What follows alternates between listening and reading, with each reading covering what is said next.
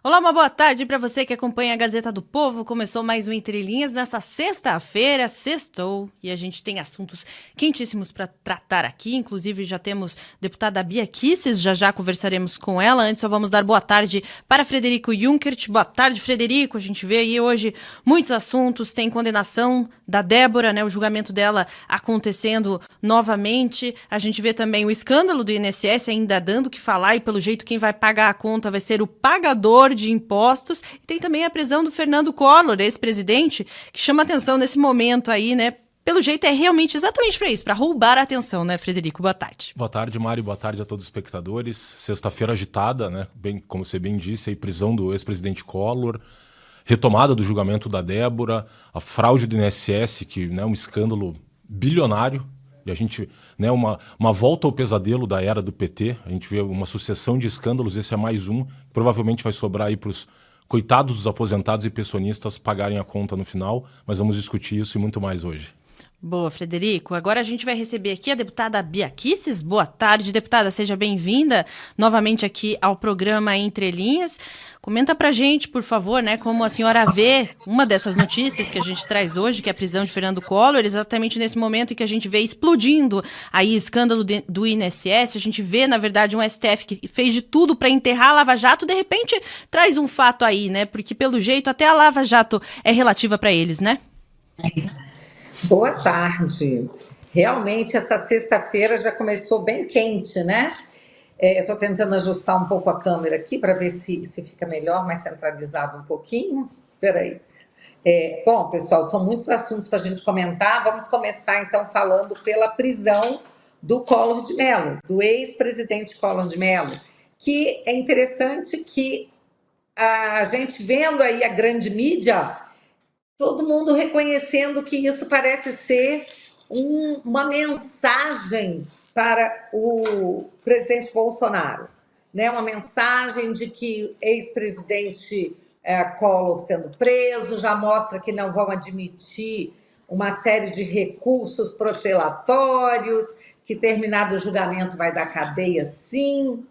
Só que esquecem de falar que no caso do Lula, ele teve centenas, não foram nem dezenas, foram centenas de recursos protelatórios até conseguir o que ele queria, que foi a sua descondenação. E outra coisa importante, que essa prisão vem num momento de escândalos, né? Então, assim, esse escândalo do INSS, desvio de 6,3 ou 0,4 bilhões, e também lá em Pacaraima, também desvio milionário, parece que 16 milhões do BPC para venezuelanos. Realmente o Brasil voltou, não é? E todos esses escândalos, e você vê o Collor sendo preso pela Lava Jato. Então, desmontam a Lava Jato, desmantelam, soltam todo mundo, só tem, parece que um ex-diretor da Petrobras ainda processado, parece que preso, e agora o Collor. Mas todo o resto, fora, feliz da vida, impune, e inclusive a ex-primeira-dama do Peru, né, que condenada por esses mesmos problemas, pela corrupção com a mesma empresa, com a Odebrecht, e aí ela recebe asilo político por corrupção, coisa que não é aceita, e ainda vende jatinho da FAB para o Brasil. Minha gente, o negócio é só na base do deboche. Deputada, hoje agora fomos surpreendidos, né, com essa retomada do julgamento da Débora e já tanto o voto do ministro Fux quanto o voto do Zanin. O ministro Fux reduzindo a pena para 1 ano e meio, ela sendo condenada apenas pelo crime ali de deterioração do patrimônio público, e o ministro Zanin acompanhando o relator Alexandre de Moraes e divergindo apenas em relação à dosimetria da pena, estabelecendo uma pena contra a Débora de 11 anos e 6 meses de condenação aí, a pena privativa de liberdade. Como é que a senhora vê isso diante do contexto aí da discussão do PL da anistia? A gente vê com muita preocupação, com muita angústia, porque, então o Fux condenou a Débora pelo crime de deterioração de patrimônio público, mas não deteriorou nada, ela pichou, limpou, saiu. Pichadores não respondem por isso, você não vê nenhum pichador preso, nenhum condenado. No máximo, eles recebem aí uma ação social para fazer, né, uma pena social, entregar uma cesta básica, quando isso acontece. E o Zanin pesando na caneta, né? 11 anos para Débora, meu Deus. No final, eles vão ter que chegar a uma média dessas penas, encontrar uma pena para Débora, e a pergunta que fica é: vão mandar a Débora de volta para a cadeia? Vão tirar de novo a Débora de próximo dos seus filhos pequenos, da sua família, e colocar a Débora, que já ficou 2 anos presa, vão botar a Débora de volta na cadeia? Então, a gente sabe que eles vão fazer de tudo para não deixar esfriar a narrativa do golpe e, principalmente, o grande objetivo: todas essas pessoas estão recebendo esse tratamento porque eles querem pegar o Bolsonaro, porque eles querem condenar o Bolsonaro. E se não condenam as outras pessoas, enfraquece, né, aí a narrativa deles. Então, momento de angústia, de tristeza, ainda ver o presidente da Câmara agir como está agindo, dessa forma covarde, desrespeitosa para com os parlamentares. Vejam, nós fomos atrás, primeiramente, da assinatura dos líderes, porque os líderes representam todos os seus liderados. Então, se você tem, às vezes, a assinatura de 3, 4 líderes, você já tem a assinatura de mais de 257 deputados. Como nós vimos que essa seria uma estratégia que não daria certo, porque os líderes estavam ali pressionados pela presidência, partimos, aí tudo liderado pelo Sóstenes Cavalcante, o líder do PL, partimos para colher a assinatura dos deputados, individualmente. Se você colhe mais de 257 assinaturas, não tem que se falar de líder. Você tem a maioria do plenário assinando. E, de fato, a gente conseguiu até mais do que o mínimo. E aí, ao invés de pautar, o que ele faz? Ele recorre de novo aos líderes, eles vão a um jantar com o Lula e saem de lá certos de que não vão pautar a urgência da anistia. Eu considero isso muito grave, considero uma traição ao parlamento, considero uma traição ao povo brasileiro, e uma total falta de humanidade por parte dessas criaturas que não estão enxergando que tem pessoas pagando por crimes que não cometeram, estão pagando muito caro. Já teve pessoas que morreram, nós já tivemos vários patriotas que saíram da papuda com a saúde em frangalhos e depois acabaram morrendo, desenvolveram doenças, ou que já tinham comorbidades e que quando saíram não resistiram, e teve o Clesão, que morreu dentro da papuda, por culpa direta do Alexandre de Moraes, que se recusou a assinar um despacho pela libertação dele, embora houvesse, além de várias recomendações médicas, havia até o despacho da PGR pela sua soltura.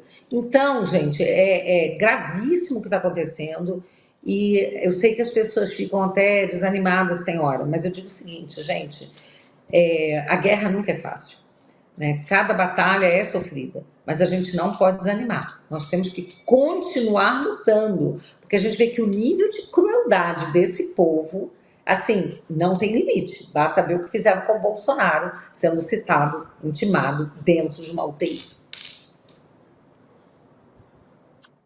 Até sobre esse assunto, né, algo que chamou atenção, a gente discutiu bastante aqui no Entre Linhas, no Sem Rodeios também, é o fato de que esse engavetamento do PL da anistia acontece exatamente nesse momento em que o próprio presidente da Câmara, Hugo Motta, está fazendo parte da comitiva que vai ao Vaticano, né, que foi ao Vaticano para acompanhar o velório do Papa, junto com quem? Com o ministro do Supremo Tribunal Federal, Luiz Roberto Barroso, e muita gente, inclusive comentando nos bastidores com a maior naturalidade, que eles vão aproveitar essa viagem para conversar sobre o assunto, discutir a anistia. Enquanto isso, a gente vê famílias sofrendo, injustiças acontecendo. De fato, não é a prioridade desse presidente da Câmara o PL da anistia, né? Não, ficou muito claro que não é, né? Essa viagem é o que eles chamam, será, de harmonia entre os poderes? Esse tipo de conchavo, não é? Então, é lamentável.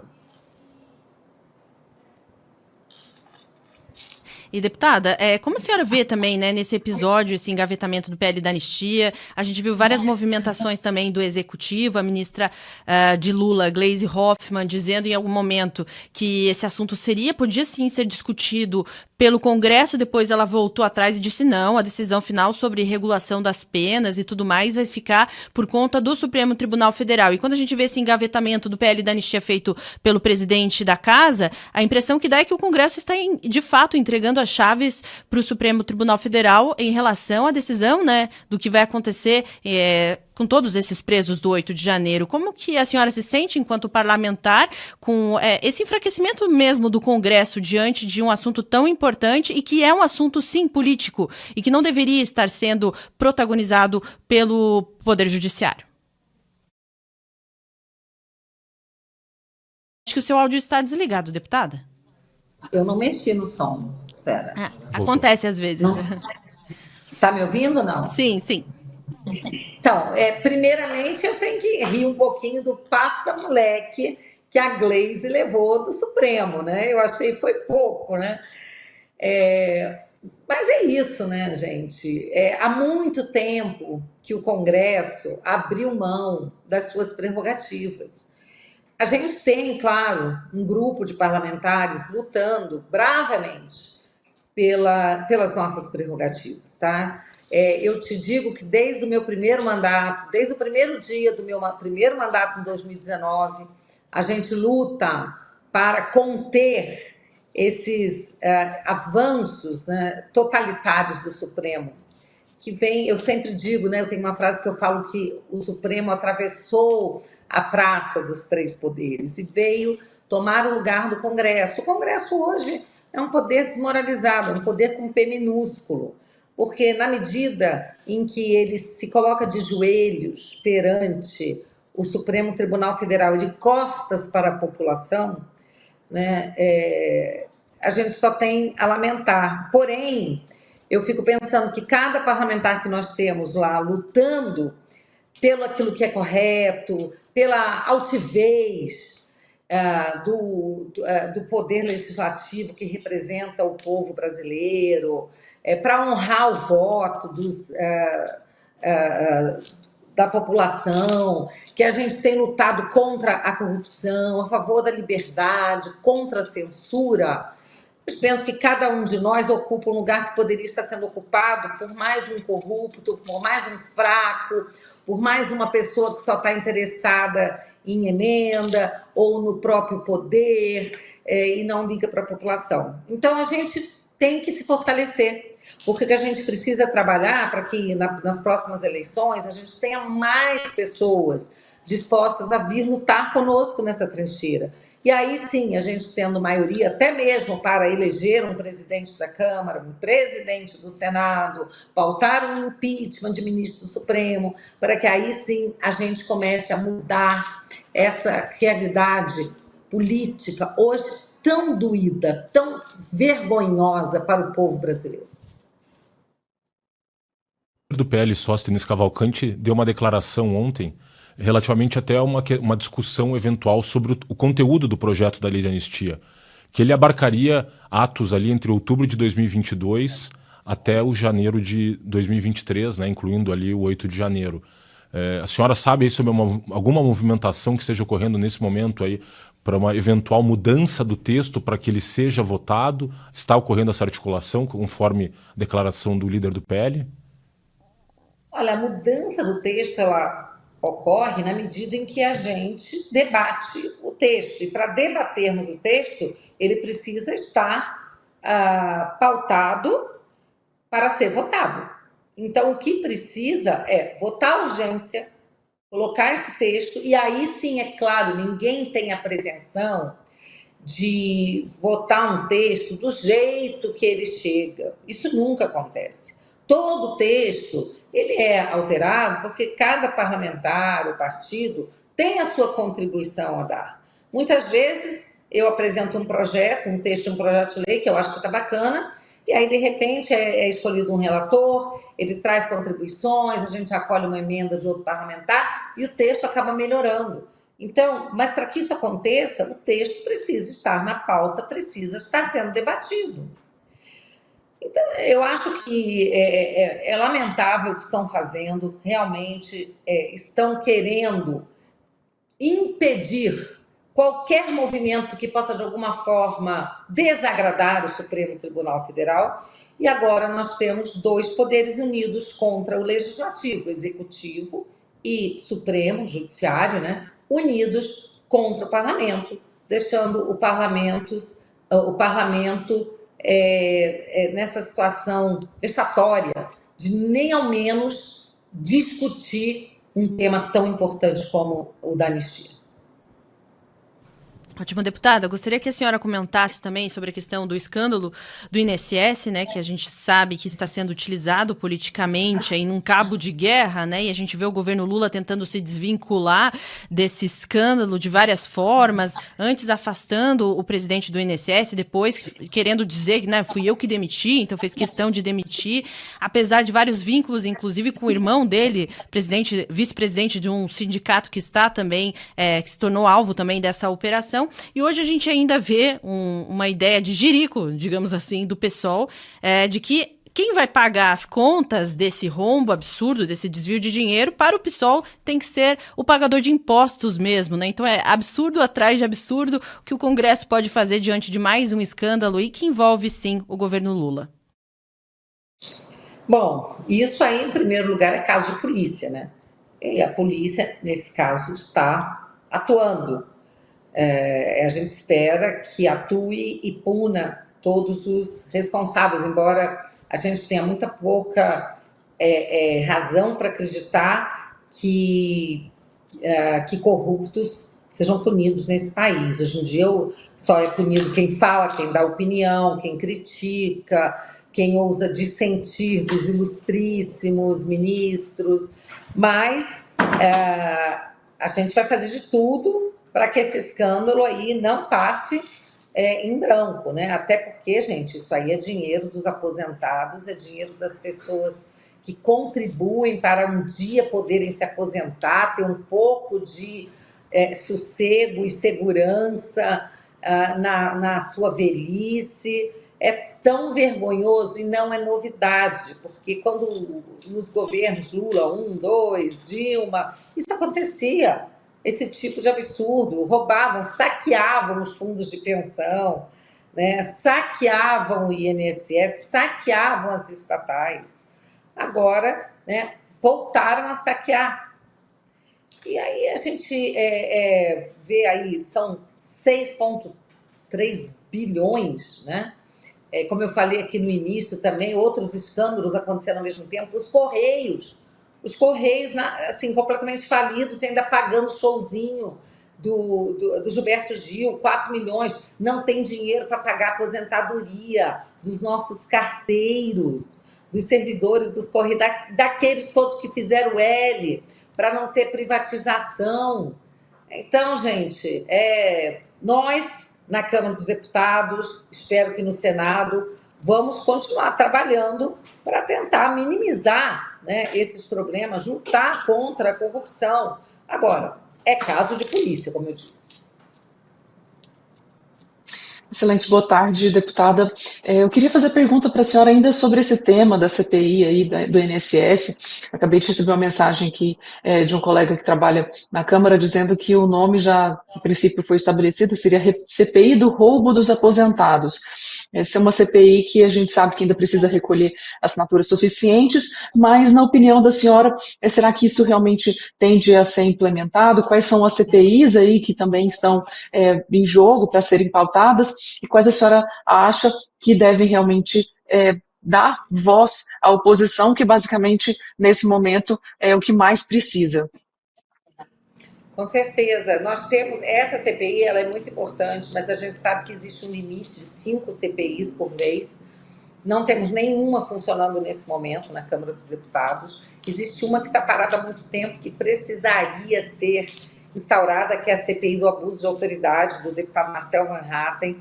Nós estamos há muito tempo esperando que essa CPI seja instalada, já tem um número suficiente há muito tempo, aí mudou a legislatura, colhemos a assinatura de novo, novamente alcançou o número. Então, essa CPI de abuso de autoridade, ela é fundamental. E claro que também essa do INSS, porque a Câmara precisa apurar. Se for CPI, vai ser a Câmara. Se for CPMI, Câmara e Senado. Quem teve a iniciativa foi o doutor Frederico, né?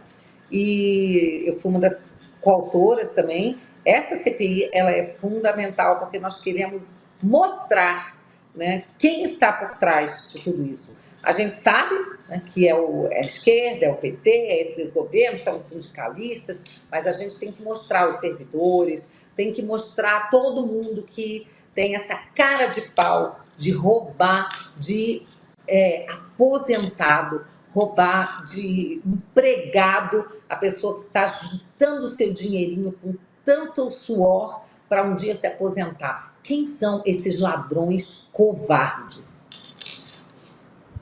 A senhora mencionou um ponto muito importante, né, que é a questão da eleição para o Senado Federal em 2026, a quem compete exercer uma fiscalização maior sobre o Poder Judiciário e, obviamente, sobre o Supremo Tribunal Federal, inclusive por meio do procedimento de impeachment ali para responsabilizar os ministros do Supremo Tribunal Federal pelos abusos praticados nos últimos anos, especialmente a partir da instauração do inquérito das fake news em 2019. A gente sabe que em 2022 a candidata foi a Damares, que acabou se elegendo. Em 2026 teremos 2 vagas no Distrito Federal. A senhora foi uma das deputadas a mais votada do Distrito Federal. Como é que está o cenário aí, em termos dos candidatos possíveis no Distrito Federal em 2026? Bom, é claro que a esquerda vai ter seus candidatos, pode ser que eles se unam em torno de um nome só para tentar ter um pouco mais de força, já que aqui no DF a esquerda é bem mais fraca do que a direita. E, assim, eu estou trabalhando, tenho pretensão, exatamente por ter sido a deputada mais votada no DF, proporcionalmente do Brasil, e ter 2 mandatos, graças a Deus, que tem levantado meu nome, 2 mandatos com uma atuação relevante. Eu recebo muito esse pedido dos meus eleitores, dos eleitores do DF, para que eu venha ao Senado. Então, é claro que não tem nada definido. A gente sabe também que o presidente Bolsonaro lançou também, né, a ideia, o nome da primeira-dama, Michele Bolsonaro, para vir também para o Senado pelo Distrito Federal. E tem também o governador do Distrito Federal, que já lançou também o seu nome, já disse que é candidato. Então, como disse o presidente Bolsonaro lá atrás, são 3 nomes fortes para 2 vagas, né? E, obviamente, ninguém quer ficar de fora. Então, nós vamos ter que trabalhar. Eu sempre digo que a política é um jogo que não se joga sozinho. A gente precisa trabalhar para ver o que a população quer, né? Quais são os nomes que representarão a vontade do povo do DF no Senado. Aqueles nomes que irão fazer valer a missão que o povo quer confiar aos senadores. Então, ainda temos água aí para correr, muita água para correr, mas eu já coloquei o meu nome à disposição, não lancei candidatura, porque não depende de mim lançar candidatura. Eu sou presidente do PL do DF, mas essa é uma decisão do PL nacional, mas estou aqui colocando meu nome à disposição e vamos para o jogo, vamos ver o que acontece. Ótimo, deputada. Ainda aproveitando a sua companhia aqui, eu queria ouvir a opinião da senhora, né, que a gente viu um dos últimos episódios aí de Alexandre de Moraes, né, através daquela intimação feita a Jair Bolsonaro em plena UTI. Isso tomou uma repercussão grande, inclusive foi veiculado em veículos de imprensa que normalmente não se posicionam muito contrariamente ao STF, e a gente viu uma repercussão internacional também, inclusive um deputado do Parlamento Europeu se manifestando e pedindo sanção a Alexandre de Moraes. Quão importante é essa repercussão para a gente ter, de certa forma, uma esperança de que algo, né, que a justiça volte a funcionar aqui no nosso país? Como é que a senhora analisou também esse episódio em si, né, essa intimação ilegal e abusiva? De fato, essa intimação, ela passou de todo o limite. de razoabilidade. Eu tenho dito que, além de ilegal, ela é cruel e imoral. Nós temos um artigo no Código de Processo Civil, 244, inciso 4, não sentimos pessoas que estão com quadro de saúde grave. Ninguém tem dúvidas que o caso do Bolsonaro é grave, é gravíssimo. Ele acabou de enfrentar uma cirurgia de 12 horas, ele está até hoje com o dreno no nariz, ele está em observação, ele não pode receber visitas. E aí o Alexandre de Moraes diz que é porque ele fez uma live e deu uma entrevista. Gente, isso não é brincadeira. Fazer uma live, dar uma entrevista é algo que ele faz na medida do desejo dele. A gente sabe que são coisas que ele faz com tranquilidade, que não requerem nada, assim, nenhum esforço emocional para ele. Ele está fazendo uma live, se ele quiser parar, ele para. Se ele estiver dando uma entrevista, ele fala o tanto que ele aguentar. E não é um ambiente hostil, né? Ele está falando com pessoas que tratam com zelo, com cuidado. E, no entanto, a partir dessa intimação, que já impõe um estresse muito grande, tanto assim que a saúde dele piorou bastante depois disso, ele tem uma consequência gravíssima, que se abre prazo para defesa prévia, um prazo exíguo de 5 dias para defesa prévia. Ele terá que lidar com seus advogados, terá que se chatear, terá que se preocupar, terá que pensar em estratégias, porque o advogado, por melhor que seja, ele tem que estar com o seu cliente, conversar com o seu cliente, trocar ideias para escrever uma defesa. E ele está dentro de uma UTI, né, gente? Isso não é brincadeira. A defesa prévia é um momento importante dentro de um processo.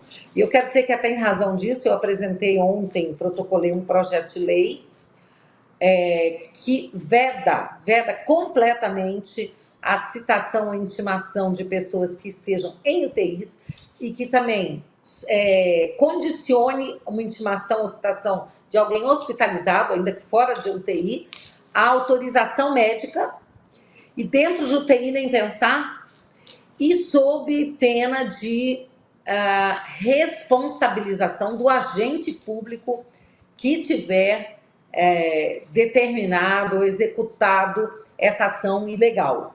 Parece ridículo a gente ter que fazer um projeto de lei nesse nível de detalhamento, falando em UTI, quando já existe a norma geral no Código de Processo Civil que fala pessoa doente em estado grave. Mas como parece, né, aí que as pessoas não estão conseguindo interpretar a lei, não estão conseguindo entender o que a lei quer dizer, então nós estamos sendo mais explícitos ainda. Ótimo, deputada. A gente agradece demais sua participação e te espera mais vezes aqui no Entre Linhas.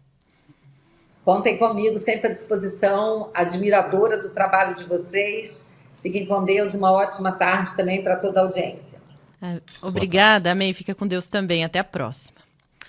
Olha só, outro assunto de destaque aqui, que a gente tratou, inclusive, com a deputada Bia Kicis. Eu vou pedir também para o Vitor Kunzel separar aquele print ali que a gente tem visto, uma tentativa aí em relação à prisão de Collor. A gente já viu algumas narrativas sendo criadas, dizendo que o caso dele é diferente dos outros da Lava Jato. E o que a gente tem visto nos últimos anos é uma tentativa muito forte de diversos grupos de destruir o legado da Lava Jato. A gente vê condenações sendo anuladas, a gente vê delações sendo anuladas, diversos processos, enfim. Agora eles resgataram aí a Lava Jato contra um alvo específico, porque o que a gente tem visto é que até a Lava Jato é relativizada, né? Depende de quem se trata, depende de quem é o alvo, e é claro, a gente viu esse acontecimento em meio a tantos outros episódios no Brasil, como a gente tratou aqui com a deputada.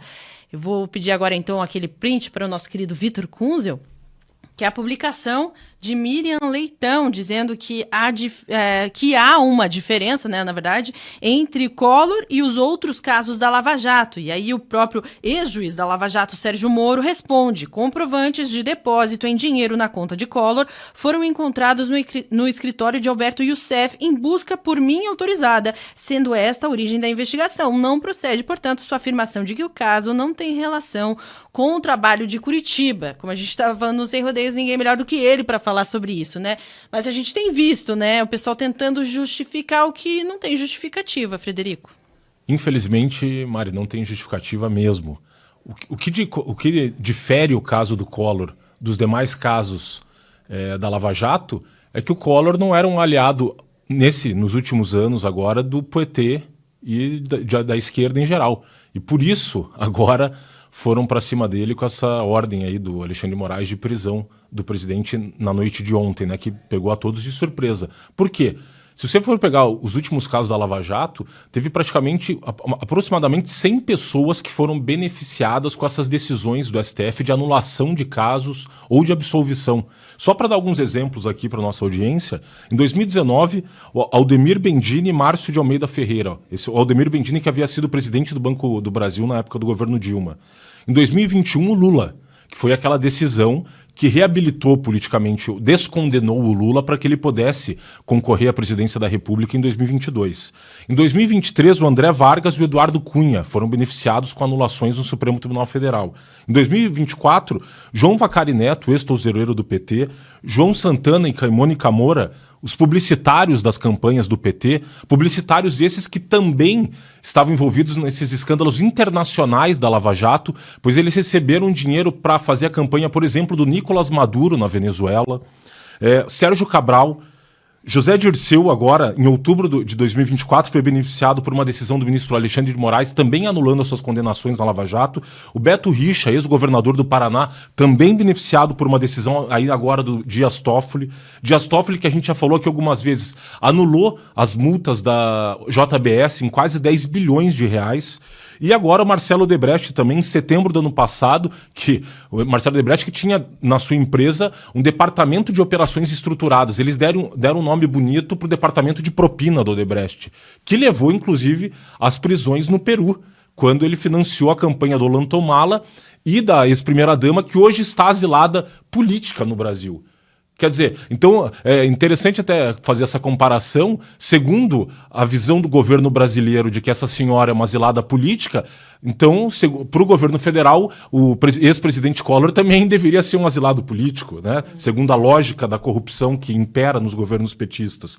E tivemos também agora a anulação, a última delas, a anulação de Antônio Palocci, que foi ministro da Fazenda do PT, foi dos primeiros a fazer um acordo de colaboração premiada, que teve a sua condenação anulada em fevereiro agora deste ano, também, obviamente, pelo ministro Dias Toffoli. Então a gente vê aí uma pleiade de corruptos confessos que fizeram um acordo de colaboração premiada, que confessaram, devolveram uma parcela do dinheiro desviado para os cofres públicos, tendo suas condenações anuladas. A diferença em relação ao caso do Collor agora é que o Collor, em 2022, acabou sendo candidato ao governo de Alagoas e apoiou o candidato à reeleição, Jair Bolsonaro. Essa é a única diferença dos demais casos. E só para a gente comparar também, um caso interessante, a gente está falando aqui de um ex-presidente da República, né? O Fernando Collor, que foi empichado em 1992 pelos escândalos envolvendo o seu governo, ele que fez o confisco da poupança dos brasileiros. Os mais novos não vão se lembrar disso, mas foi uma tragédia. Levou um monte de brasileiros a se suicidarem.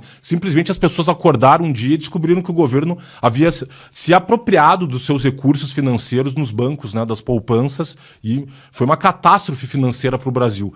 E o Collor, como na condição de ex-presidente, adivinha quem que julgou ele no STF? As turmas ou o plenário? O plenário. Diferente do que está acontecendo hoje com o ex-presidente Bolsonaro, que está sendo julgado pela primeira turma. Mas, sabe quanto tempo durou o julgamento do Collor? Quando ele foi denunciado? Em 2015. Esse processo, essa condenação agora que ele está sendo preso, começou em 2015. A denúncia foi em 2015, ela foi aceita a denúncia em agosto de 2017, 2 anos depois. O julgamento foi em maio de 2023, o primeiro dos julgamentos, 8 anos depois. E ainda os embargos de declaração julgados agora em outubro do ano passado, e agora, por fim, os embargos infringentes julgados inadmissíveis ontem pelo ministro Alexandre de Moraes e que assim determinou que não caberiam mais recursos.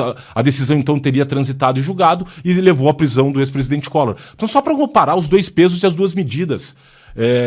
O presidente Collor praticou atos de corrupção tanto quanto os demais beneficiados aí por essa impunidade promovida pelo Supremo Tribunal Federal. A diferença dele para os demais corruptos é que nesse último momento da vida política dele, ele se afastou da esquerda. Lembremos que esse escândalo pelo qual ele está sendo condenado, o presidente Collor, qual que é? Ele, na condição de senador da República em 2010 e 2015, indicou no governo Dilma Rousseff os diretores da BR Distribuidora para facilitar a contratação de uma série de contratos da BR Distribuidora com a UTC Construtora. Ou seja, ele estava ali um aliado político da Dilma, a Dilma indicou os diretores que ele pediu na BR Distribuidora, ou seja, com participação do PT e da Dilma Rousseff, do governo Dilma, e desviou, ele, por meio de superfaturamento de contratos, ele acabou embolsando aí 20 milhões de reais, que ele foi condenado a devolver também. Então, assim, essa podridão que se espalhou pelo Brasil, o que só explica, o Collor hoje só não está impune porque ele cometeu o crime para os ministros do Supremo Tribunal Federal, não de corrupção, porque para esses ele estaria impune. Ele cometeu o crime de apoiar o Bolsonaro em 2022. Essa é a diferença do Collor para todos os demais casos desses de corrupção praticados aí, né, nessa quantidade massiva e revelados pela Operação Lava Jato, que a gente está, infelizmente, voltando a viver esse pesadelo com esse escândalo dessa semana, mas que tem milhares outros de escândalos do governo do PT, do roubo do dinheiro dos aposentados. Então, só para a gente ver os dois pesos e as duas medidas, no caso do ex-presidente Collor, ele foi julgado pelo plenário do STF e o processo dele demorou 10 anos. Agora a gente vê o julgamento do Bolsonaro e dos demais acusados dessa suposta tentativa de golpe de Estado. Eles querem julgar em menos de um ano, obviamente, para reafirmar né, a retirada do Bolsonaro da vida política e de todas as demais pessoas. E hoje com essa tragédia também anunciada da condenação da Débora, né, que ainda não foi finalizado o julgamento, mas que tende a ser confirmado, dela ser condenada aí a 14 anos de prisão. Então você vê esses dois pesos e duas medidas do Supremo Tribunal Federal, que é leniente, condescendente com a corrupção desenfreada no país e que tem severidade com quem ousa criticar a corte e todas as arbitrariedades que vêm sendo praticadas por ela. E o maior crime do presidente Collor para o Supremo Tribunal Federal não é a corrupção, é simplesmente ter apoiado o Bolsonaro em 2022. Excelente, Frederico. Até tem gente questionando aqui no chat, mas está defendendo o Collor? Ninguém está defendendo o Collor. A questão é, sim, somos defensores do combate à corrupção. Inclusive, elogiamos muito o trabalho da Lava Jato. O que é hipocrisia é você tentar destruir a Lava Jato nos últimos anos e depois você levanta de volta um caso da Lava Jato exatamente de alguém que politicamente pensa diferente. Então, essa é que é a grande questão. Você que está nos acompanhando, defende o Collor preso? Beleza, mas então você defende também Sérgio Cabral preso, Lula preso e tantos outros nomes que Frederico trouxe aqui? Essa é que é a questão que fica, né? Desirê Penhalba, direto de Brasília, qual a sua opinião também sobre essa prisão de Collor? Como bem trouxe o Frederico, o processo que começou lá em 2015, mas que agora, só que a gente vê estourando exatamente numa semana bem complicada aí, né?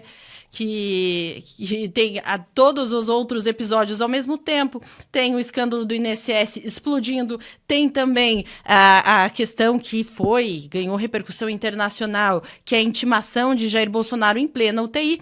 Parece que a Desirê está com algum problema lá, então a gente ouve novamente, Frederica.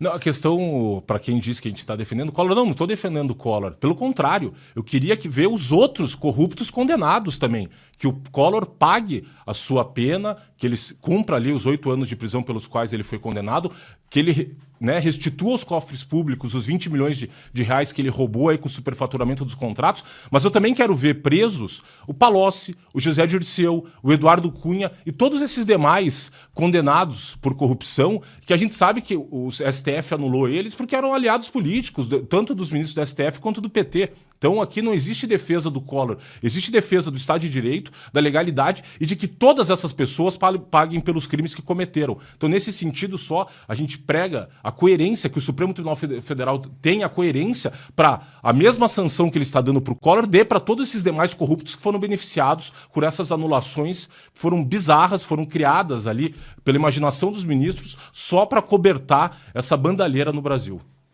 Ótimo, Frederico. Agora sim, vamos ouvir Desirê Penhalba, direto de Brasília. Como você analisa essa situação do Collor? Tem muita gente falando que é para abrir precedentes para a prisão de Jair Bolsonaro. Qual é a sua opinião, Desirê? Agora sim, Mariana e Frederico, espero que vocês estejam me ouvindo. Bom, eu ia exatamente mencionar isso, porque parece às vezes uma isca daqueles que apoiam o Bolsonaro, uma isca para as pessoas que são de direita e estão indignadas com toda a perseguição que o Bolsonaro está sofrendo. Porque aí o que acontece? Agora vocês vão então defender um corrupto histórico, como é o caso do Collor, porque ele é uma pessoa que atrapalhou a vida de milhões de brasileiros ainda, na época do impeachment que ele sofreu em 1992. Então, se ele incorreu novamente em um caso de corrupção e por esse motivo ele está sendo condenado agora, está sofrendo essa prisão, é porque realmente ele é uma pessoa que merece ser punida. E aí não faz sentido que a direita, que está indignada com toda a situação de como o Bolsonaro está sendo tratado, agora vai defender o Collor. Então, realmente, isso pode parecer uma isca, é complicado a forma da gente ver esse tipo de comunicação. E eu queria trazer perfeitamente, assim como vocês já mencionaram, o Frederico foi perfeito na análise dele, não é esse o ponto. De fato, é uma hipocrisia a gente perceber que alguns são soltos. Por exemplo, a gente vê Lula solto, Dirceu solto, Palocci, Gedel, o marqueteiro João Santana, o empreiteiro, né, Marcelo Odebrecht, todos eles soltos, e uma lista parece infindável de pessoas que também cometeram vários ilícitos à época da Lava Jato, e agora a gente vê só o Collor. Mas o ponto é esse. O que eu quero trazer por exemplo, pegou mal, especificamente, e as pessoas estão criticando na internet, a publicação no X do senador Flávio Bolsonaro. Ele disse assim, o ex-presidente Collor foi vítima de mais um ato de ódio de Alexandre de Moraes contra Bolsonaro, ao negar monocraticamente, segundo embargos, a defesa de Collor, alegando ser protelatório, dizendo o Flávio Bolsonaro que não seria o caso, o Alexandre cerceia ilegalmente a defesa e mostra exatamente como pretende fazer quando o Bolsonaro for recorrer da decisão que o condenará, chamando isso aqui de jogo de cartas marcadas. Eu até entendo o ponto de vista do Flávio Bolsonaro, que foi aí senador durante muitos anos, com o Collor também, que foi senador e deixou o Senado em 2023, mas o caso é esse, é importante saber fazer uma boa comunicação, porque mesmo que ele tenha recebido o apoio, no caso, o Collor tenha apoiado o Bolsonaro em 2022, não faz sentido ignorar que, de fato, houve um erro. De fato, houve 20 milhões de reais desviados aí para viabilizar irregularmente contratos com a BR Distribuidora. Então, isso é bastante grave, isso deve sim ser ressaltado.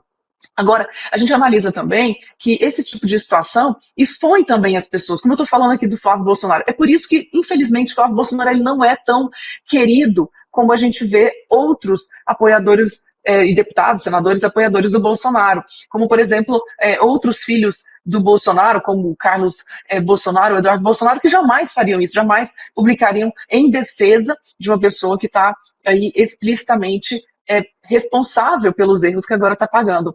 Então, de fato, é importante a gente analisar que a mensagem que fica é essa: errou, tem que ser punido. E o político que passa pano ou que demonstra aí uma relativização com relação àqueles que erram, sobretudo nesse caso do Collor, eles erram também na comunicação com seus eleitores, e é o que a gente espera, de fato, por parte do STF. A gente desejaria, né, que tivesse uma justiça e um equilíbrio aí com relação a todas as decisões, mas no caso também, aqueles parlamentares, as pessoas que defendem a lisura, essas pessoas também elas têm que comemorar que, ainda que seja mas que ele sendo punido minimamente, a justiça está sendo feita.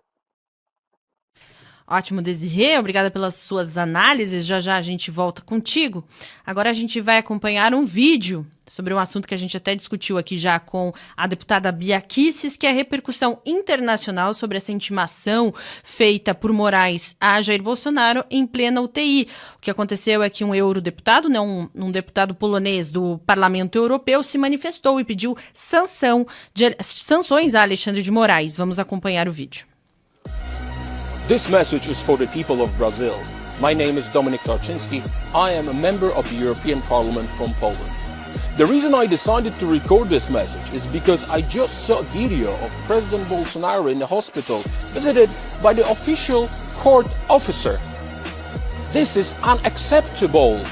This kind of actions taken by Supreme Court judge Alexandre Moraes are unacceptable.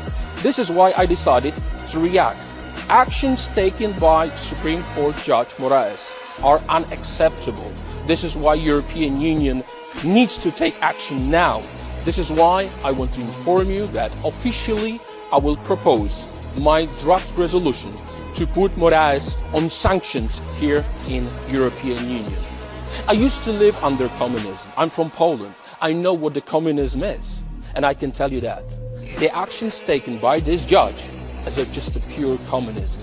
They want to destroy their political opponents. The way they behave, Bolsonaro family, the way they behave, our Brazilian opposition, is just a communism. This is why we have to stand up for human rights. We have to stand up for real democracy, and we have to fight communists. Believe me, Brazilians, you are not alone. We are taking action. The international community will take action. We shall win. In the end, we shall win. And believe me, Bolsonaro family is just an example, because the whole opposition in Brazil, the opposition around the world, conservative opposition around the world is treated the same way.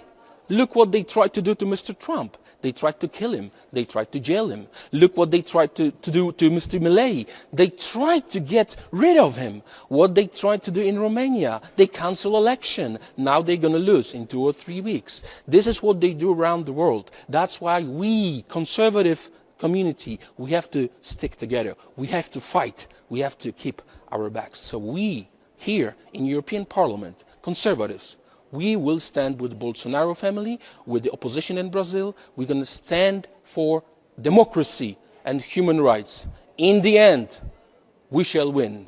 So again, officially, I would like to inform you, I'm going to propose my draft resolution to put Alexandre Moraes on sanctions. It's time to take action. In the end, we shall win. So help us God. Tá aí, né? Uma forte repercussão internacional. A gente viu também em veículos de comunicação e até nacionalmente, em veículos que normalmente não costumam criticar o Supremo Tribunal Federal. Uma repercussão importante aí, né? Para escancarar que foi de fato algo abusivo e ilegal, né, Frederico? Não, realmente, Mari, você vê que esse vídeo foi chocante para quem pôde ver as imagens e foi muito compartilhado no X. Então, no mundo inteiro, vi uma repercussão muito grande, que inclusive levou a 2 declarações aqui que eu gostaria de destacar. A primeira do Mike Pence, que é um ex-oficial do Departamento de Estado americano, que é o equivalente do nosso Ministério das Relações Exteriores. Ele falou assim: absolutamente monstruoso o que estão fazendo com Jair Bolsonaro para conter a vontade do povo. A Embaixada dos Estados Unidos no Brasil não pode ficar em silêncio.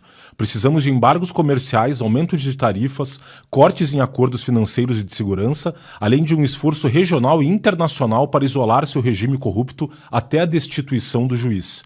E o Jason Miller, que é um dos principais assessores do Trump, do qual nós já falamos aqui, inclusive, que foi uma das vítimas do inquérito das fake news do Alexandre de Moraes, ele que era o presidente do Gateway, que é uma rede social criada para competir na época com o Twitter, na época que o Twitter estava censurando e censurou o próprio presidente Trump quando estava no cargo ainda no primeiro mandato. Ele havia sido parado no aeroporto aqui em 2021, em setembro de 2021 no Brasil, sendo questionado quais as relações dele com a oposição no Brasil, na época, né, com o movimento conservador brasileiro. E ele falou o seguinte: o que Moraes está fazendo com o presidente Jair Bolsonaro é pura maldade. Então você vê que o próprio jornal, dos principais jornais britânicos, The Times, também fez uma reportagem muito longa falando do absurdo que era esse cumprimento de uma intimação de uma pessoa na UTI. Então você vê que chocou o mundo. E a declaração desse deputado polonês, ela leva agora a discussão das arbitrariedades ocorridas no Brasil para o plano europeu. A gente via essa discussão na Espanha com a questão do Oswaldo Eustáquio, temos a questão nos Estados Unidos ali com a aplicação da Lei Magnitsky, e esse deputado vai levar essa discussão para o plano europeu. Por quê? Porque na Europa há uma lei que também, eles inclusive chamam de Lei Europeia Magnitsky, que ela foi inspirada na Lei Magnitsky criada nos Estados Unidos, para sancionar agentes públicos internacionais de vários países do mundo que pratiquem violações graves contra os direitos humanos ou atos graves de corrupção.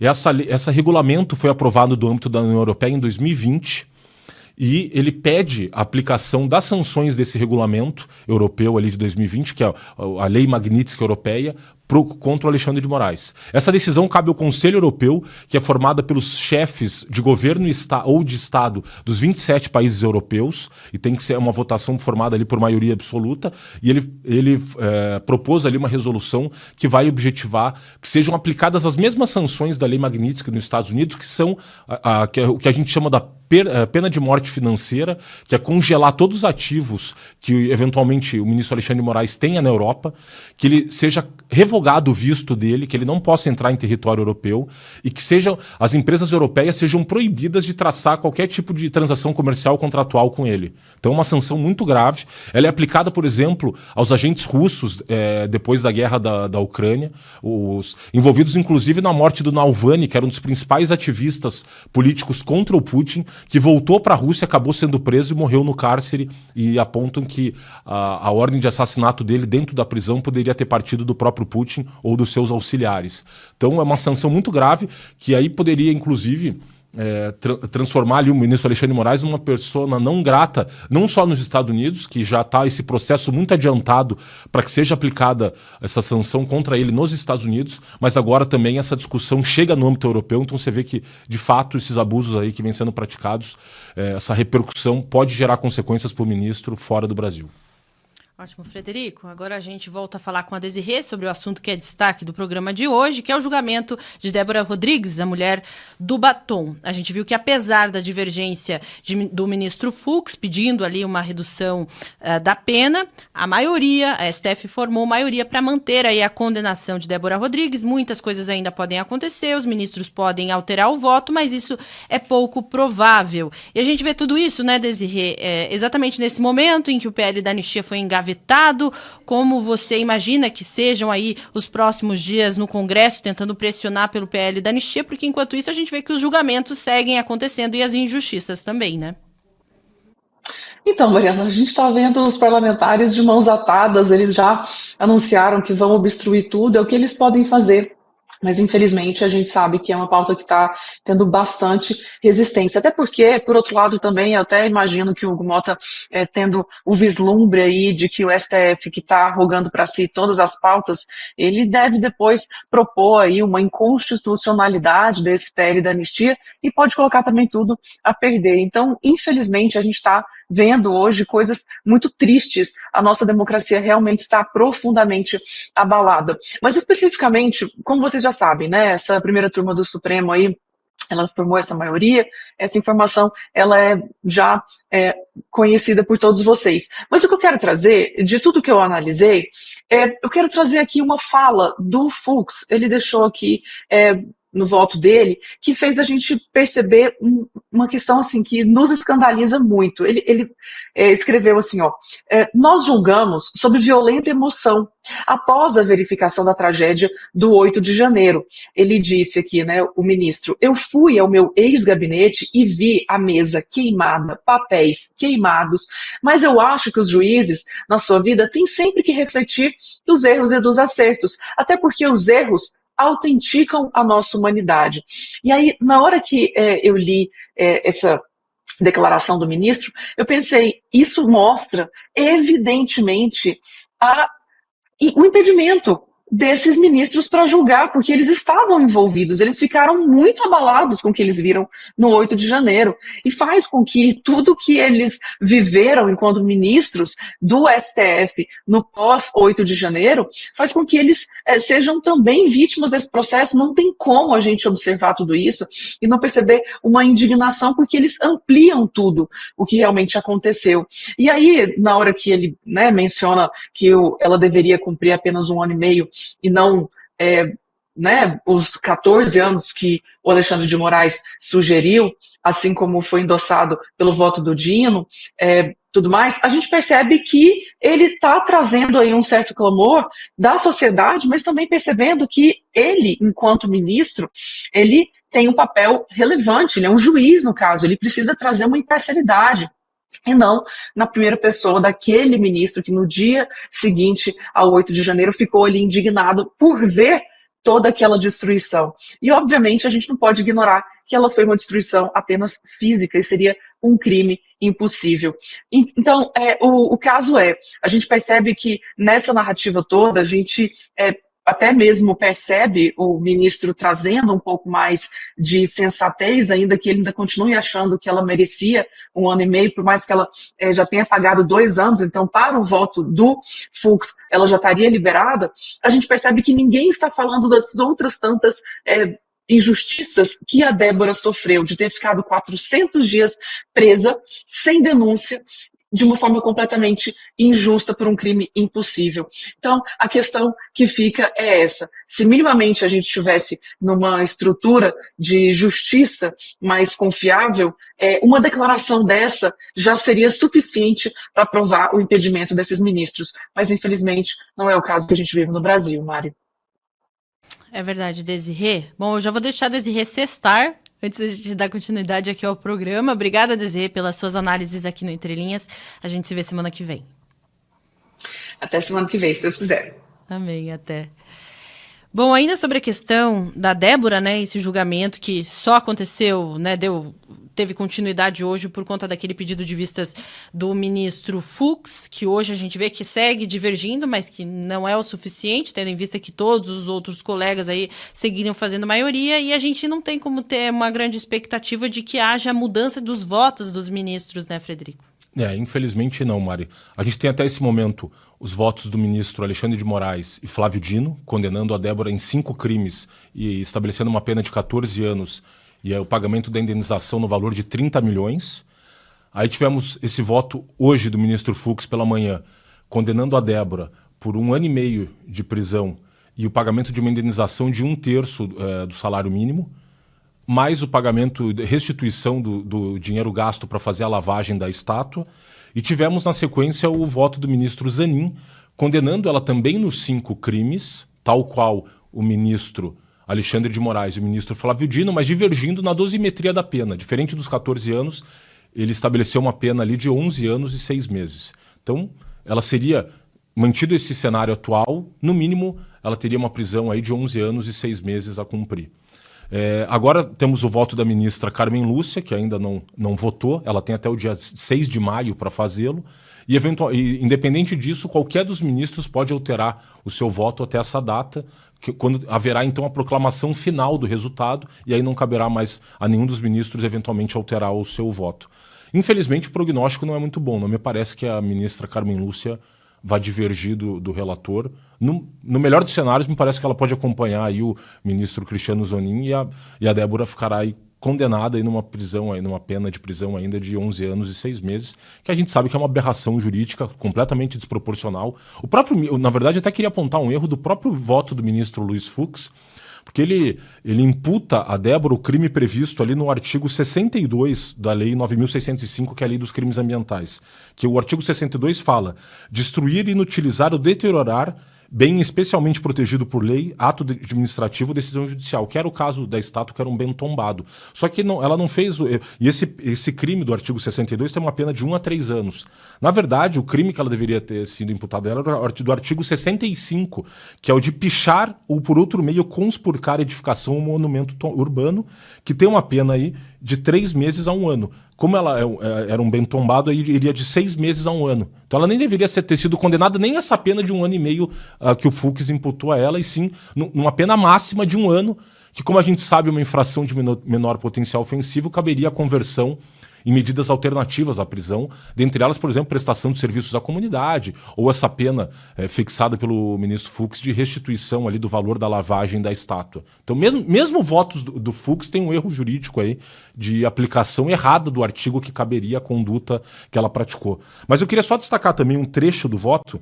O voto dele tem 11 páginas, ele começa falando da questão da incompetência do Supremo, que a gente tem batido aqui tantas vezes, de que o Supremo é incompetente para julgar a Débora e os demais acusados do 8 de janeiro, porque são pessoas que não exerciam um cargo público, que têm a competência no foro por prerrogativa de função, ou foro privilegiado, com competência de julgamento originário no STF. Não, são pessoas comuns que estavam ali e que teriam que ser julgadas no primeiro grau. Então, ele reforça esse ponto aí no voto dele.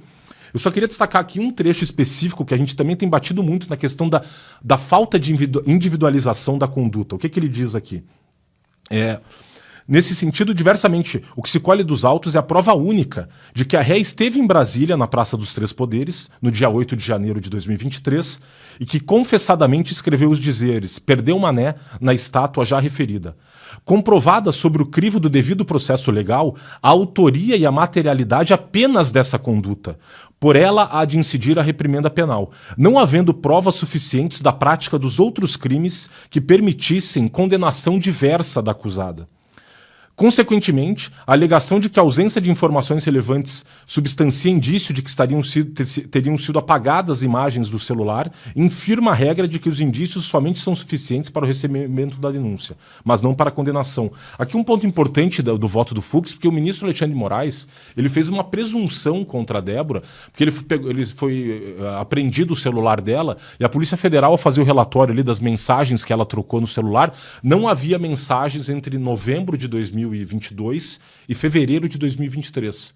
E aí, a partir da ausência de mensagens nesse período, o ministro Alexandre de Moraes, com base nisso, presumiu, não, se as mensagens não estão aí no aparelho dela porque foram apagadas e, portanto, ela sim tinha vinculação com as pessoas lá. Isso é absolutamente ilegal, esse raciocínio jurídico que ele fez, uma ilação baseada no nada. Assim, ela não pode ser condenada com base numa ilação do ministro de que, porque, dada a ausência de mensagens, ela teria apagado tentando esconder provas do crime e tal. Então é um absurdo completo, assim. E aí o ministro Fux refutando esse salto lógico do ministro Alexandre de Moraes, ele diz aqui, citando um jurista italiano, que no processo criminal, máxime para condenar, tudo deve ser claro como a luz, certo como a evidência, positivo como qualquer expressão algébrica. Condenação exige certeza, não bastando a alta probabilidade, sob pena de se transformar o princípio do livre convencimento em arbítrio. Foi justamente o que aconteceu no caso. A partir do momento que ele parte dessa presunção de que ela teria apagado as mensagens ali, com a intenção de esconder provas da participação dela nos atos do 8 de janeiro, o ministro Fux, de maneira acertada aí nesse ponto, afastou essa alegação e disse, não. A única prova que a gente tem, e ela própria confessou, de que ela estava presente ali na Praça dos Três Poderes, ela não entrou em nenhum dos prédios públicos e tão somente ela escreveu com batom na estátua. E se a única prova que existe é dessa conduta, essa conduta está individualizada, portanto só cabe a condenação por esse ato. Mas diferente, aí reitero aqui, o ministro Fux errou no que a gente chama de capitulação jurídica do fato, pois ela deveria ter sido condenada pelo artigo 65, não pelo artigo 62. E isso reforça claramente esse exemplo aqui da Débora, o famoso caso do batom, da necessidade de a gente não deixar esmorecer a pauta da anistia. Pois assim, independente dessa redução da pena só do voto do Fux, é uma injustiça que está sendo praticada contra ela, é uma injustiça que está sendo praticada contra os demais acusados do 8 de janeiro. Essa pauta não pode esmorecer, a despeito da pressão do Legislativo, do Executivo e do Poder Judiciário, do STF, sobre o Poder Legislativo, sobre o presidente da casa, Hugo Mota. As pessoas, acho que assim, cabe a mobilização das pessoas. A gente vê que as pessoas se desanimaram um pouco aí com esse turbilhão de notícias da última semana, né? Mas eu acho que é importante até essa mensagem do deputado polonês, que a Polônia foi um dos países que passou pela maior opressão durante o governo da União Soviética, a Rússia, né, com o cerceamento das liberdades individuais, perseguição política pelas polícias políticas ali dos países da União Soviética, a Stasi na Alemanha Oriental, a Tcheca na República Tcheca, e a KGB na Rússia. Então, assim, essa mensagem de que a liberdade humana, se as pessoas não esmorecerem, sempre vai triunfar contra a opressão estatal, e a Polônia é o maior exemplo disso, não só nesse aspecto de luta contra a opressão, da onde inclusive veio o Papa, a gente falando da morte do Papa, o Papa Karol Wojtyła, João Paulo II, que foi um ardoroso defensor da liberdade humana e se colocou contra o regime comunista na Polônia e deixou uma mensagem de liberdade para o mundo inteiro, e depois ele foi um aliado do Ronald Reagan, da Margaret Thatcher, para destruir a União Soviética e derrubar o Muro de Berlim. Então, fica nessa semana de notícias aí que às vezes, né, corrupção generalizada, impunidade, eu acho que cabe aos brasileiros aí se revigorarem, assim, porque a gente sabe que no final as boas ideias e a liberdade, os bons valores vão triunfar e não podemos esmorecer. Eu acho que a Débora e os demais injustiçados necessitam que a população brasileira nesse momento se una para lutar aí pela anistia, para que essas pessoas possam aí descansar e né, seguir suas vidas em paz, sem que o Estado brasileiro coloque assim a sua bota da opressão sobre essas pessoas que não merecem esse tratamento. Ótimo, Frederico. Agora a gente vai para aquele momento sextou com frases da semana.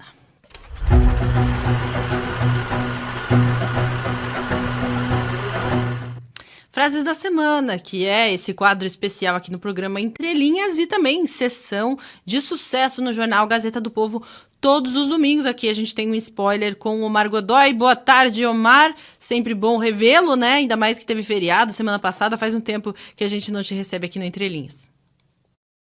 Boa tarde, Mariana, Frederico, a turma aí que está na produção, no estúdio, e todo mundo que está acompanhando o Entre Linhas nessa sexta-feira.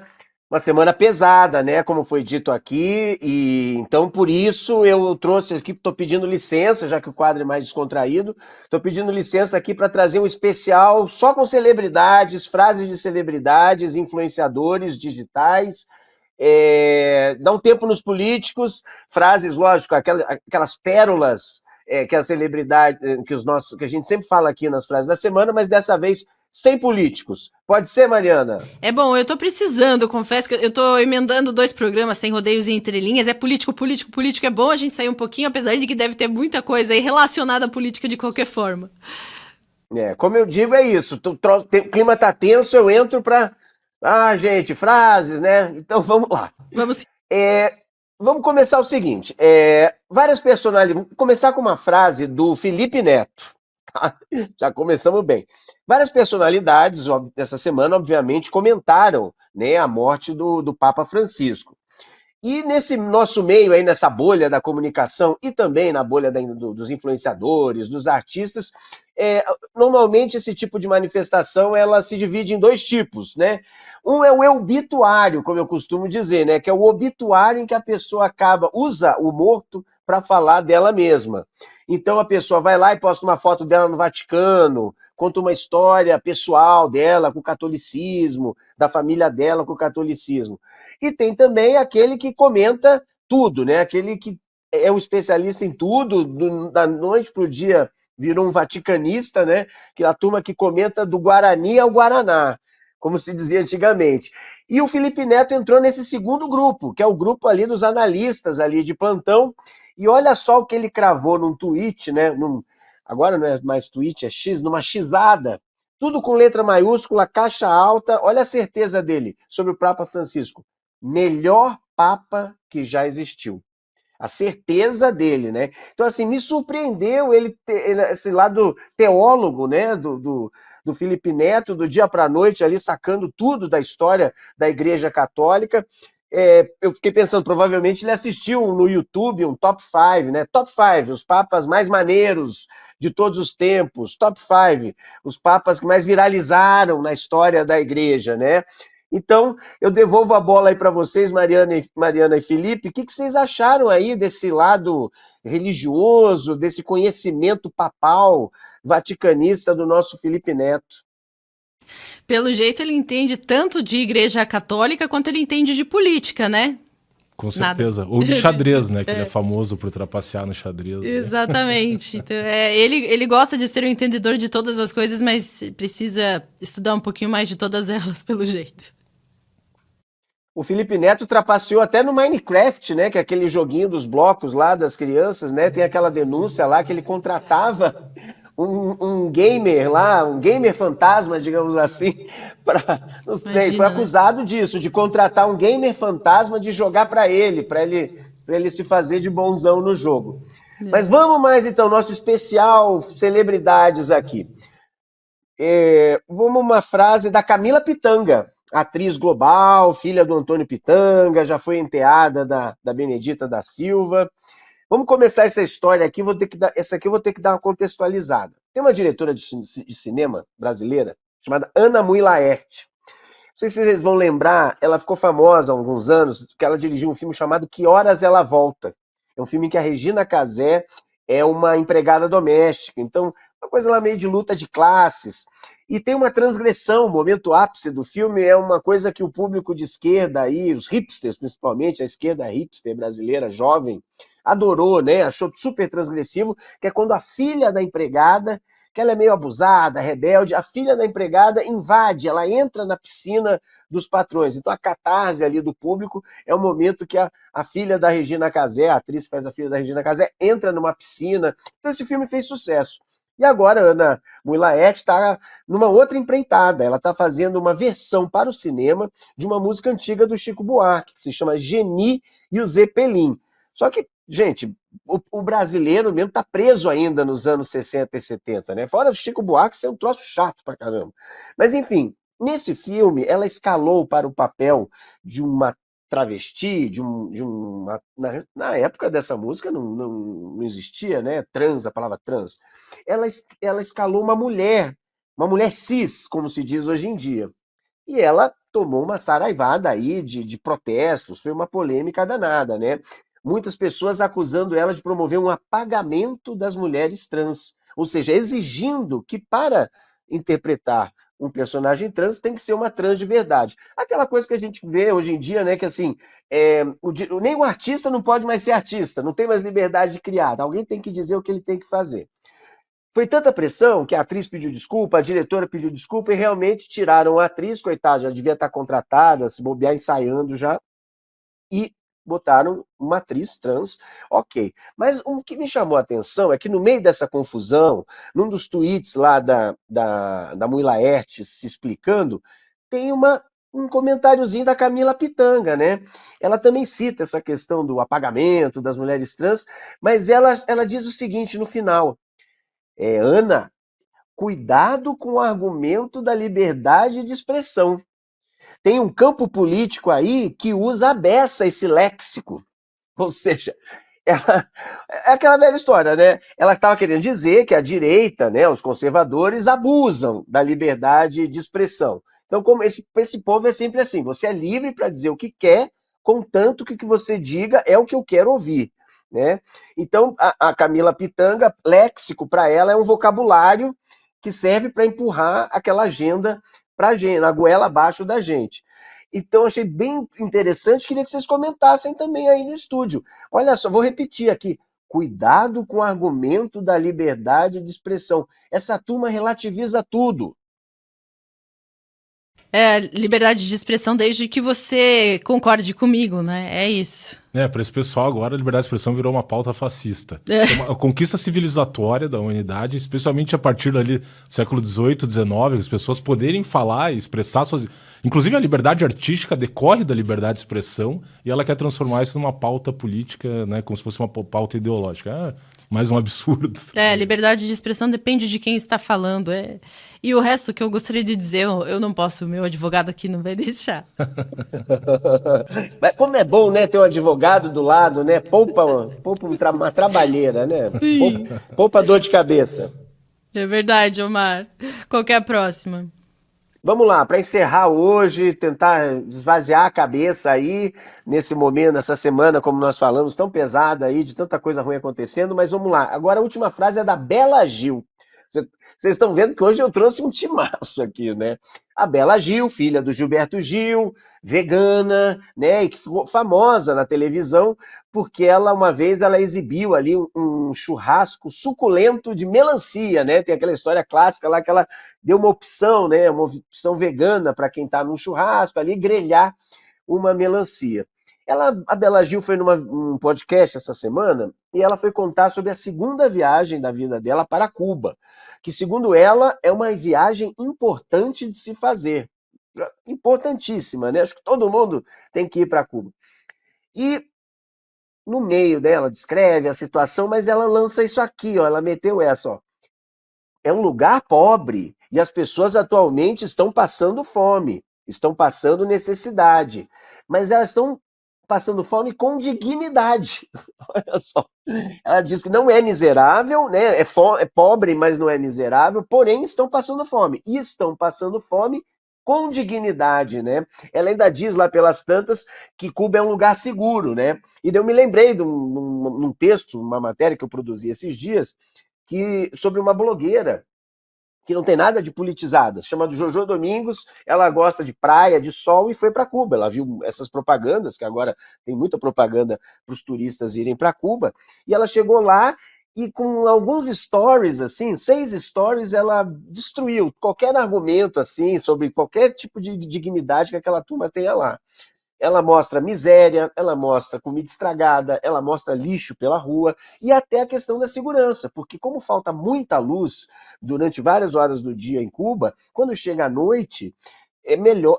Alguém fala para ela assim: olha, num momento lá, ela está voltando a pé com os amigos e fala assim: ó, melhor vocês pegarem táxi, porque no escuro é perigoso. Então, nem o argumento da segurança está valendo, né? E no caso da Bela Gil, essa blogueira, ela se hospedou num Airbnb de cubanos. Então, ela viu, sentiu na pele como é que é. Ela foi para uma região da cidade que não era turista. Mas a Bela Gil, você acha que vai para o Airbnb de cubano? Ela está lá no bem bom, naquele hotel que tem tudo do bom e do melhor, né? E, como eu digo, ela só sai para passear para fazer aquele safari comunista, né? Que é para olhar ali como se fosse uma Disney do marxismo. Então fica aí a frase da Bela Gil, se vocês quiserem comentar, que é: as pessoas estão passando fome, mas com dignidade. Tem nem vergonha, né? A cara nem treme, como dizem nas redes sociais. Eu conheço uma cubana, a Nadia Mori, que já participou em outros canais, que eu entrevistei em outros canais, até a gente tem que trazer aqui qualquer dia no Entre Linhas. Ela comentou também sobre essa fala infeliz aí da Bela Gil, que é muito fácil, como o Omar bem disse, né? Quando você está num hotel caro, comendo comida que é feita para turistas, quando você não tá lá na fila do mercado, vendo que não dá para comprar nada com o seu dinheiro e nem pode, porque você tem limite do que você pode comprar, se você não anda pelas ruas da vida real, digamos assim, por lá, aí é fácil, né? É bem bonito falar. Mas eu gostaria também que esses seguidores, esses que aplaudiram a Bela Gil, queria saber se eles passariam um intercâmbio lá, um tempo de verdade, vida real. Não é essa vida de passeio de turista, de safari turístico, como trouxe o Omar, né, Frederico? Não, você vê o completo alinhamento da realidade, assim, tá completamente deslocada. Primeiro, a questão da segurança pública em Cuba só é seguro por quê? Primeiro, porque uma das únicas atividades econômicas que se desenvolve na ilha é o turismo. Então ali tem uma instrução do governo muito clara assim, ó, qualquer assalto a turista, tal, a pessoa é altamente repreendida porque afasta, né, as pessoas que estão levando ainda um pouco de dinheiro para a ilha, porque as outras atividades, a maior parte, são proibidas pelo governo. E porque as pessoas têm medo de uma ditadura sanguinária, que está há mais de 70 anos no poder, então não é por uma questão assim, Cuba tem uma boa polícia, né, que realiza um trabalho de preventivo. Não, não. Primeiro porque há uma instrução do governo muito clara de nem chegar perto direito dos turistas, e segundo que as pessoas sabem que ali, meu amigo, não tem processo legal, devido processo legal, contraditório, ampla defesa, nada. Você fez qualquer coisa que contraria o regime, então as pessoas ficam naquele estado de terror permanente, e por isso que não tem, ela se sentiu segura. Esses são os dois fundamentos, assim, não porque, meu Deus, é um paraíso de segurança pública, né? E a outra frase, que é de uma imbecilidade completa, dizer que as pessoas lá são pobres com dignidade. Não, elas são pobres lá porque, infelizmente, a maior parte não consegue sair da ilha. Porque os que conseguem pegam. Eles, imagina, correm o risco de atravessar ali o mar do Caribe para chegar em Miami, né? Para conseguir ter um pouco de liberdade e melhorar de vida. E até me recordando aqui que o atual secretário Marco Rubio, de Estado americano, que é o segundo principal cargo do governo, depois do presidente, é de uma família de imigrantes cubanos, tal. Então, qualquer cubano que tem oportunidade quer sair de lá. E até me recordando aqui de um fato que essa semana o governo americano, por meio do Departamento de Estado, chegou a mencionar o Mais Médicos Brasileiros, o programa Mais Médicos, criado pelo governo Dilma, lá para trazer os médicos cubanos, como exemplo de escravidão moderna. Porque, para as pessoas que não se recordam, os mais novos aí provavelmente não vão se lembrar, os médicos vinham, os cubanos, para cá, e eles recebiam só 25% do valor que os outros médicos recebiam de outras nacionalidades, e 75% desse restante do valor ia direto para o governo cubano. Ou seja, as pessoas, o governo cubano se apropriava, e o PT se apropria do que é do outro, né, amigo do alheio. Então a gente sabe que de uma imbecilidade completa, e infelizmente assim você vê que esse pessoal vive com o mundo na lua.